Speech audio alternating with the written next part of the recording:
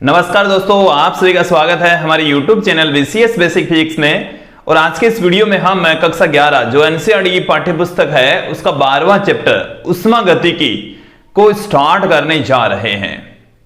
आज के इस वीडियो में हम उष्मागतिकी से रिलेटेड जो महत्वपूर्ण परिभाषाएं हैं, बेसिक जो बातें हैं वो यहां पर देखने वाले हैं।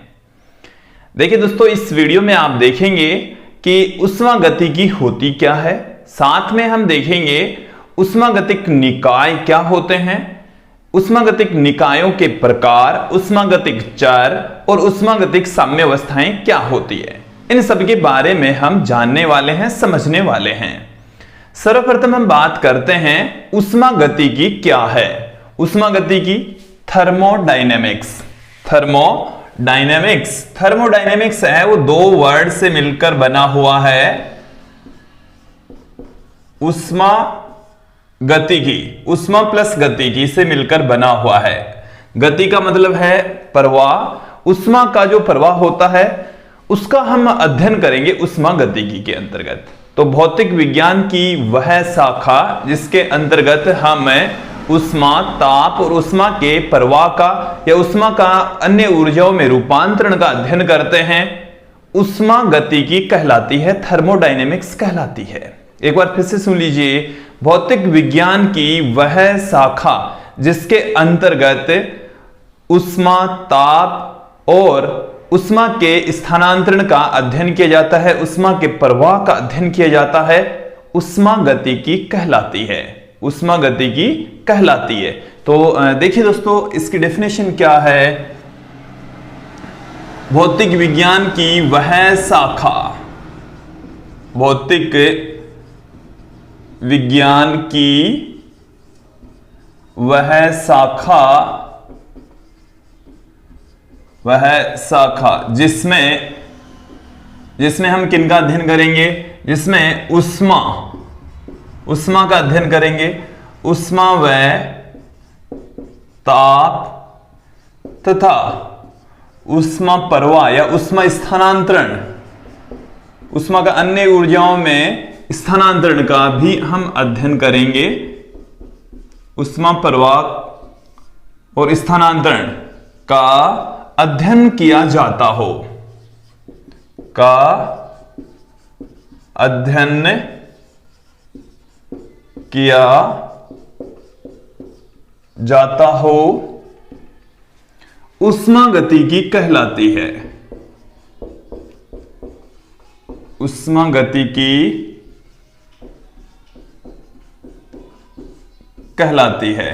तो भौतिक विज्ञान की वह शाखा जिसमें हम ताप, उष्मा और उष्मा प्रवाह के बारे में अध्ययन करते हैं, उष्मागतिकी कहलाती है।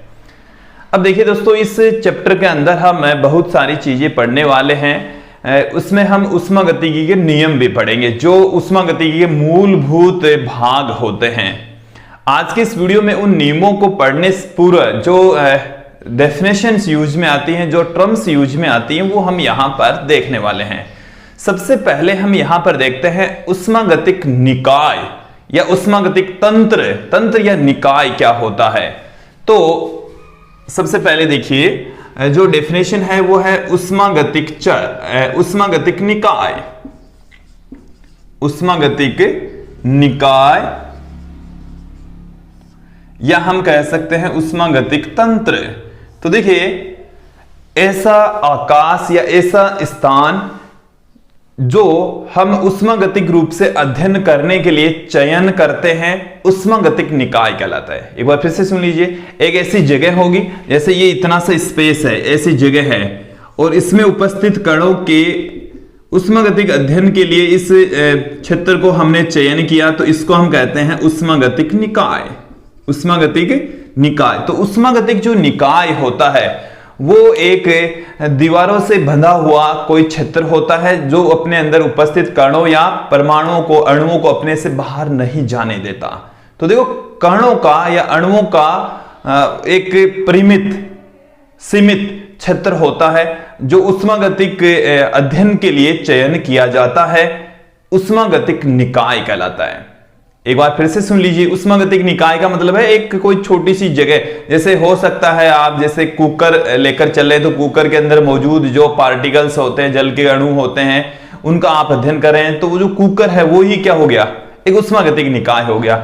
या आप जैसे बीकर में या किसी अन्य पात्र में किसी वस्तु को रखकर उसका उष्मागतिक रूप से अध्ययन कर रहे हैं, तो वही क्या होता है, वो निकाय हो जाता है। जैसे हम कमरे के अंदर कोई प्रयोग कर रहे हैं तो कमरा भी हमारा क्या है, एक निकाय है दोस्तों, कमरा भी क्या है, एक निकाय ही है। तो निकाय का मतलब क्या होता है, ऐसा आकाश, ऐसा भाग, ऐसा तंत्र जो उष्मागतिक रूप से अध्ययन करने के लिए चयन किया जाता है, उष्मागतिक निकाय कहलाता है, उष्मागतिक निकाय कहलाता है। तो देखिए इसकी डेफिनेशन क्या है कि ऐसा तंत्र, निकाय या आकाश भाग, वह भाग या आकाश, वह भाग या आकाश जो उष्मागतिक रूप से अध्ययन करने के लिए, उष्मागतिक अध्ययन करने के लिए चयन किया जाता हो, चयन किया जाता हो, उष्मागतिक निकाय कहलाता है, उष्मागतिक निकाय कहलाता है, उष्मागतिक निकाय कहलाता है। देखिए थर्मोडायनेमिक सिस्टम मतलब एक ऐसा स्पेस जिसमें मौजूद पार्टिकल्स, अणुओं के बारे में हम अध्ययन करते हैं, उष्मागतिक अध्ययन करते हैं, तो उस तंत्र को, उस निकाय को उष्मागतिक निकाय कहा जाता है। तो उसमें उष्मागतिक जो निकाय होता है वो किसी परिबद्ध क्षेत्र से घिरा होता है। उष्मागतिक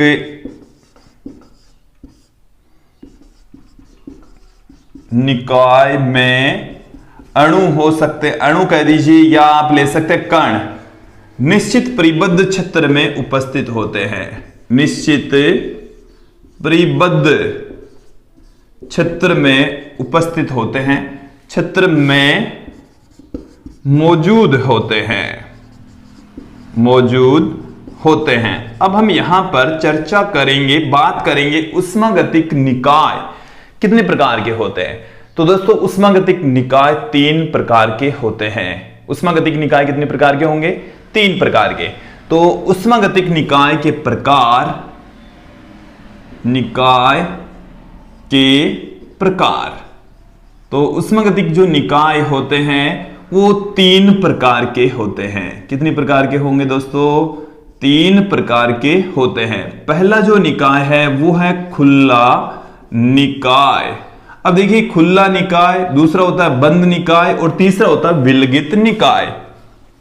दूसरा कौन सा है, बंद निकाय, बंद निकाय, और तीसरा हमारे पास में है विलगित निकाय। अब देखो इन निकायों के बारे में पढ़ने से पूर्व हम आपको बता दें परिपार्श्विक या परिवेश क्या होता है। परिवेश का मतलब होता है चारों ओर का वातावरण। परिवेश, परिवेश का मतलब क्या है, निकाय। जैसे ये हमने निकाय ले लिया, इसका हम अध्ययन कर रहे हैं, ये हमारे पास में है निकाय। ये क्या है, निकाय। तो निकाय के चारों ओर जो भी ये स्पेस बचा हुआ है, ये चारों ओर का जो भी स्पेस होता है, इसको हम कहते हैं परिवेश, परिपार्श्विक कहा जाता है, जिसे वातावरण कह सकते हैं। तो किसी तंत्र या निकाय के चारों ओर का जो क्षेत्र होता है उसको हम कहते हैं परिवेश। उसे क्या कहा जाएगा, प्रवेश कहा जाएगा, वातावरण कहा जाएगा, परिपार्श्विक कहा जाएगा। तो तंत्र निकाय का जो बाहरी क्षेत्र होता है उसी को ही हम परिवेश कहते हैं। तो परिवेश क्लियर हो गया। तो निकाय के अलावा जो चारों ओर स्पेस बच गया ना, उसको हम कहते हैं परिवेश। उसी को ही क्या कहा जाता है, परिवेश कहा जाता है। अब यहां पर हम बात करेंगे निकाय के प्रकार की। 3 प्रकार के होते हैं, खुला निकाय, बंद निकाय और विलगित निकाय। एक एक करके सबका अध्ययन करेंगे। खुला निकाय कौन सा है, मैं इसका एग्जाम्पल आप लोगों को बताता हूं। जैसे ये हमारे पास में कोई पात्र है और इस पात्र को हम कर रहे हैं गर्म। इस पात्र को हम क्या कर रहे हैं, गर्म कर रहे हैं। इसमें मौजूद जो जैसे जल है, तो जल है वो भाप बनकर उड़ जाएगा। जल है वो भाप बनकर क्या हो जाएगा। तो यहां पर द्रव्यमान, ये इसके चारों ओर है प्रवेश, इसके चारों ओर क्या मौजूद है, प्रवेश। तो प्रवेश के अंदर जल की कुछ मात्रा चली जाती है, साथ में कुछ उष्मा का भी स्थानांतरण हो जाता है। हमने इसको गर्म किया, गर्म होने के पश्चात इसको अलग रख दिया, तो इसमें से भाप भी निकल रही है, उष्मा भी निकल रही है। तो ऐसा निकाय जो प्रवेश के साथ में उष्मा तथा द्रव्य दोनों का आदान प्रदान करता हो। द्रव्य का मतलब हो गया उसकी कुछ मात्रा भी, अणुओं को भी आदान प्रदान हो रहा है। तो ऐसा निकाय जिसमें किसका, प्रवेश के साथ में किसका आदान प्रदान हो, उष्मा का भी आदान प्रदान हो, द्रव्य का भी आदान प्रदान होता है, पदार्थ का भी आदान प्रदान होता है, तो उस निकाय को हम खुला निकाय कहते हैं, खुला निकाय कहा जाता है। क्लियर। अब जैसे हमारे पास में जो निकाय है वो कोई बंद निकाय है, इस तरीके से हमने इसको बंद कर रखा है, इसमें मैटर है कुछ, इसको हमने गर्म किया, इसको फिर बाद में अलग रख दिया, तो अलग रख दिया तो इस ये मैटर तो बाहर नहीं निकल सकता, जो इसमें मौजूद जो द्रव्य है वो बाहर नहीं निकल सकता। लेकिन उष्मा के रूप में इससे ये जब धीरे धीरे ठंडा होता है तो इसमें से उष्मा बाहर निकल जाती है, ये उष्मा ये प्राप्त कर लेता है, तो उस निकाय को हम कहते हैं बंद निकाय। तो ऐसा उष्मागतिक निकाय जो प्रवेश के साथ में उष्मा का आदान प्रदान तो करें लेकिन द्रव्य का आदान प्रदान बिल्कुल ना करें, उस निकाय को हम बंद निकाय कहते हैं। उस निकाय को क्या कहा जाता है, बंद निकाय कहा जाता है। तो ये एक बंद कोई डिब्बा है, उसको आप गर्म करके रख देते हैं तो उसमें से उष्मा का प्रवेश के साथ में आदान प्रदान होता है लेकिन द्रव्य का आदान प्रदान नहीं होता। इस निकाय को हम बंद निकाय कहेंगे, बंद निकाय कहा जाता है। क्लियर। अब देखिए तीसरा है विलगित निकाय। और ये जैसे विलगित निकाय हमारे पास में कोई थर्मस है, क्या है, थर्मस है। हालांकि थर्मस भी एकदम 100% विलगित निकाय तो हो भी नहीं सकता, तो इसमें कुछ मैटर भरा हुआ है, लिक्विड यहां पर मौजूद होता है, तो यहां से उष्मा भी बाहर नहीं निकलती, उष्मा भी बाहर नहीं निकल पाती है और द्रव्य भी इसमें से बाहर नहीं निकल पाता है। तो ऐसा निकाय जो प्रवेश के साथ में उष्मा तथा द्रव्य का आदान प्रदान ना करें विलगित निकाय कहलाता है, आइसोलेटेड सिस्टम कहलाता है। यहां तक एकदम क्लियर हो जाना चाहिए। तो उष्मा और द्रव्य दोनों का आदान प्रदान नहीं होता है तो उस निकाय को हम विलगित निकाय कहेंगे, विलगित निकाय कहा जाता है। थर्मस को हम विलगित निकाय मान सकते हैं, 100% तो ये भी नहीं है, क्योंकि इसमें पड़ी जैसे चाय है वो थोड़ी देर बाद में, जैसे मान लो 5-7 घंटे बाद में ठंडी हो जाती है, ठंडी हो रही है, इसका मतलब वो उष्मा का प्रवेश के साथ में आदान प्रदान कर रही है। 100% नहीं है, लेकिन थोड़े समय के लिए, अल्प समय के लिए इसको लगभग हम विलगित निकाय मान सकते हैं दोस्तों। एकदम 100% तो पॉसिबल नहीं है। अब हम चलते हैं, जैसे मान लीजिए कि निकाय या जो प्रवेश होता है उसमें मौजूद जो अणुओं की संख्या है, कणों की संख्या, अणुओं की बजाय यहां पर हम यूज में लेंगे कणों की संख्या। तो कणों की संख्या के आधार पर जो उष्मागतिक निकाय है उसे हम 2 भागों में विभाजित कर सकते हैं, 2 प्रकार लेकर चल सकते हैं। देखिए कौन कौन से हैं। कणों की संख्या के आधार पर, कणों की संख्या के आधार पर उष्मागतिक निकायों के प्रकार होते हैं 2। कौन कौन से हैं।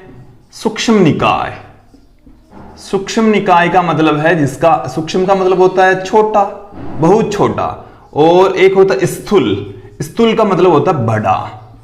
तो दोस्तों यदि ऐसा कोई निकाय जिसमें मौजूद कणों की संख्या बहुत कम हो, 1 कण हो, 2 कण हो, 3 कण हो, बहुत कण हो, और प्रत्येक कण का अध्ययन किया जाता हो, ऐसा तंत्र निकाय जिसमें उपस्थित प्रत्येक कण का अध्ययन कर सकते हैं, जिसमें कणों की संख्या बहुत कम होती है, सूक्ष्म निकाय कहलाता है। माइक्रोस्कोपिक सिस्टम कहते हैं और माइक्रो सिस्टम कहा जाता है। फिर दूसरा है स्थूल निकाय, जिसे हम मैक्रो सिस्टम कहते हैं। स्थूल का मतलब होता है बड़ा, जिसमें कणों की संख्या बहुत ज्यादा हो, 1 मोल हो, 2 मोल हो, इस तरीके से यदि संख्या होती है, अणुओं की संख्या बहुत ज्यादा हो, तो उस निकाय को हम स्थूल निकाय कहेंगे। ये एकदम क्लियर हो जाना चाहिए कि भाई सूक्ष्म निकाय का मतलब है कणों की संख्या बहुत कम और स्थूल निकाय का मतलब है कणों की संख्या बहुत ज्यादा। सूक्ष्म निकाय के अंदर प्रत्येक कण का अध्ययन किया जाता है और स्थूल निकाय के अंदर सभी कणों का एक साथ अध्ययन किया जाता है। अब यहां पर हम चर्चा करेंगे ऊष्मागतिक चर। ऊष्मागतिक चर, तो देखिए दोस्तों, ऊष्मागतिक चर का मतलब क्या होता है? ऊष्मागतिक चर, अब देखिए ऊष्मागतिक चर का मतलब है किसी ऊष्मागतिक निकाय की स्थिति को बताने वाली जो राशियां होती है उनको हम ऊष्मागतिक चर कहेंगे। जैसे मैं आपको गणित में ले चलता हूं, ये हमारे पास में कार्तीय निर्देश तंत्र है। ये क्या है? कार्तीय निर्देश तंत्र में, और इस बिंदु P के एक्स वाई जेड कोऑर्डिनेट होते हैं। एक्स वाई जेड कोऑर्डिनेट, तो बिंदु P की स्थिति को कौन बताएगा? एक्स वाई जेड, ये इसके निर्देशांक होते हैं। इसको हम ऊष्मागतिक, इसके स्थान पर ऊष्मागतिक चर आ जाएगा। ये तो है तंत्र, इसके स्थान पर तो आ गया ऊष्मागतिक तंत्र, और ये जो एक्स वाई जेड है ना, यहां पर है चर। तो यहां पर जो ऊष्मागतिक तंत्र है उसमें चर कौन से होते हैं? ऊष्मागतिक निकाय के अंदर किसी स्थिति को व्यक्त करने वाली जो राशियां होती है उनको हम ऊष्मागतिक चर कहेंगे। देखिए, जो लैंग्वेज है उसको आप पकड़ लीजिए, समझ लीजिए क्या है कि किसी ऊष्मागतिक निकाय की स्थिति को बताने वाली राशियां ऊष्मागतिक चर कहलाती है। किसी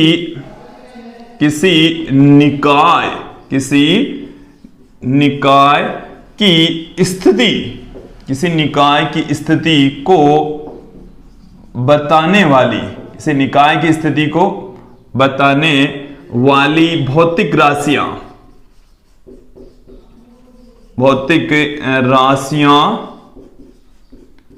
ऊष्मागतिक चर कहलाती है। ऊष्मागतिक चर कहलाती है। कौन कौन सी ऐसी राशियां हैं जो स्थिति के बारे में हमें अवगत करवाती है?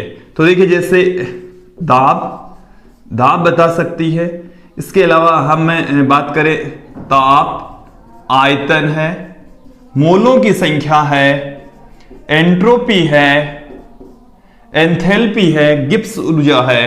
तो मोलों की संख्या हो सकती है, इसके अलावा एंट्रोपी हो सकती है। तो ये सब जो राशियां हैं दोस्तों, वो ऊष्मागतिक चर कहलाती है। ऊष्मागतिक चर की श्रेणी में इनको हम लेकर चलेंगे। तो ये किसी भी ऊष्मागतिक निकाय की स्थिति को बताने वाली राशियां होती है, इनको हम ऊष्मागतिक चर कहेंगे, ऊष्मागतिक चर कहा जाता है। क्लियर? अब हम चलते हैं इस वीडियो के अंत की ओर। इस वीडियो के अंत में हम यहां पर देख लेते हैं, अब हम यहां पर देखेंगे ऊष्मागतिक साम्य।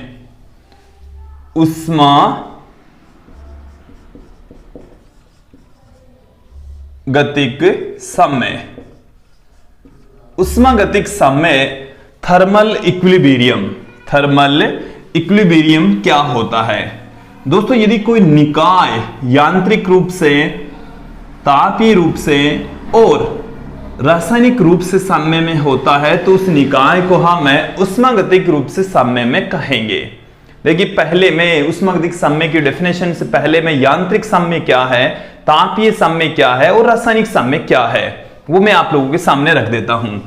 तो देखिए, साम्य का मतलब होता है कि साम्य की स्थिति का मतलब क्या होता है? संतुलन की स्थिति। यदि कोई निकाय, किसी तंत्र में दो राशियां, मतलब कोई एक राशि है, भिन्न भिन्न भागों में यदि सेम होती है, भिन्न भिन्न भागों में क्या होती है? एक राशि दो भिन्न भागों में यदि सेम है तो वो जो राशि है वो साम्य में होती है। वो राशि क्या होती है? साम्य अवस्था में होती है। क्लियर? अब जैसे मैं बात करूं, जो साम्य है वो 3 प्रकार का होता है। सबसे पहले है यांत्रिक साम्य। यांत्रिक साम्य कि यदि किसी निकाय पर लगने वाला बल शून्य हो, बल क्या हो, जीरो हो, यदि बलों का सदिश योग जीरो होता है तो वो निकाय यांत्रिक साम्य में होता है। वो निकाय कौन से साम्य में होगा, यांत्रिक साम्य में। कोई बल काम नहीं कर रहा है, बलों का सदिश योग जीरो है, तो वह जो निकाय है वो यांत्रिक साम्य में होता है। बलों की साम्यावस्था, संतुलन अवस्था उसे हम कह सकते हैं।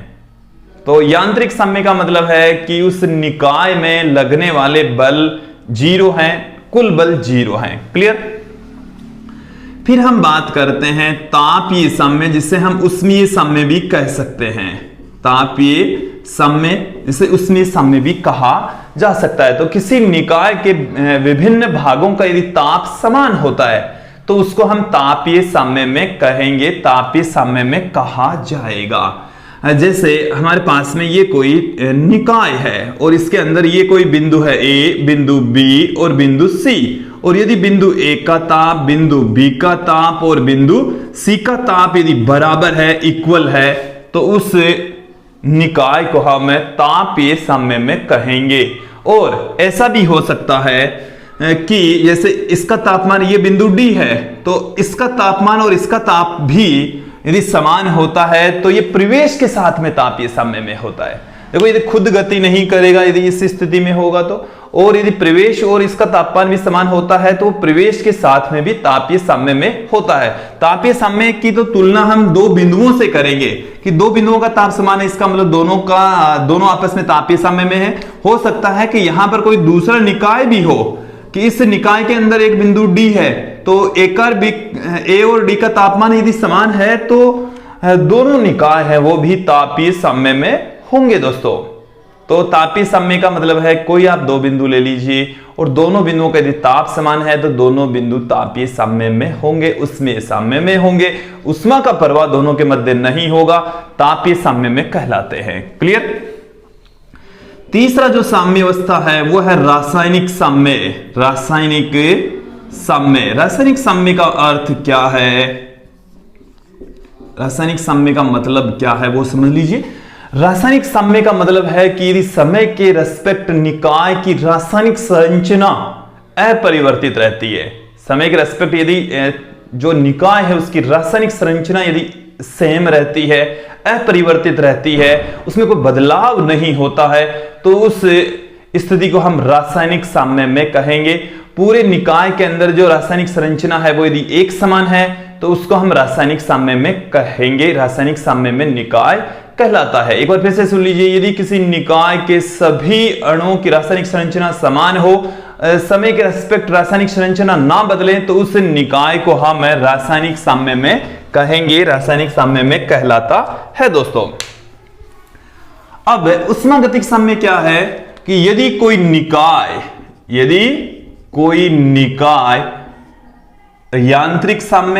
यांत्रिक साम्य में भी होना चाहिए, यांत्रिक साम्य में है, तापीय साम्य में है और रासायनिक साम्य में है। यांत्रिक, तापीय और रासायनिक तीनों साम्य अवस्था में यदि होता है तो वह जो अवस्था होती है उसको हम उष्मागतिक साम्य कहेंगे। उष्मागतिक साम्य अवस्था कहा जाता है। तो दोस्तों ये थी उष्मागतिक साम्य अवस्था, और इस वीडियो में हमने बहुत सारी बेसिक चीजें हमने देखी जो वैसे तो बहुत ही इजी है लेकिन वीडियो में अति आवश्यक भी है। तो दोस्तों ये था आज का हमारा वीडियो जो उष्मागति पर आधारित था, उष्मागतिकी पर आधारित था। अगला जो वीडियो आएगा हमारा वो आएगा उष्मागतिकी का शून्यवां नियम। उष्मागतिकी का शून्यवां नियम क्या होता है। तो दोस्तों अगली वीडियो में मिलते हैं। आज के लिए इतना ही। धन्यवाद दोस्तों।